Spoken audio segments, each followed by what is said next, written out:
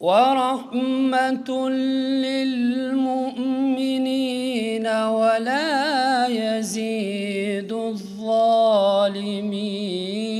إلا خسارا.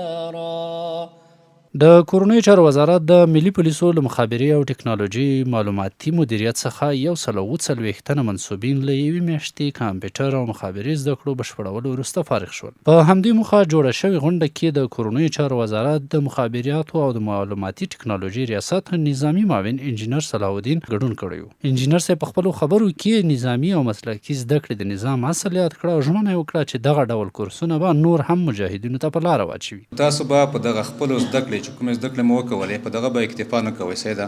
موږ کوشش کوو چې تاسو ته نور هم زمینه برابره کړو ښه استادان راولو تاسو ته دلته ټول تاسو مشکلات حل کړو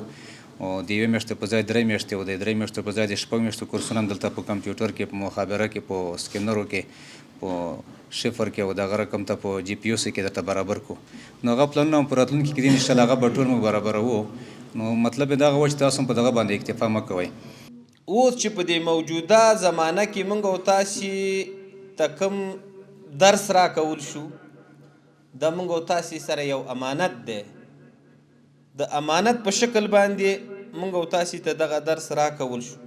خو دغه امانت خپله ساتنه غواړي یو خواته ورونو تاسې یاستئ بل خواته ریاست مخابره ده وزارت داخله ده نو الله په قرآن کریم کې فرمایي وإن الله يأمركم أن تؤدوا الأمانات إلى أهلها و انسانانو تاسو ته الله جل جلاله امر کوي چې امانتونه خپل اهل ته ورکړي و دغه ټول مسؤلیت ستاسو په غاړه کې راوغورځېدو اوس نو تاسو الله جل جلاله په خپل معاملې ته ورپاتې شئ که په خپل په دغه وظیفه کې صداقت امانتداري وکړله نو الله جل جلاله به په ورځ د محشر کې درته اجر درکړي. په پای کې غونډه د فارغ شوي منصوبینو په بریالیکونو پای ته ورسېده. ژوند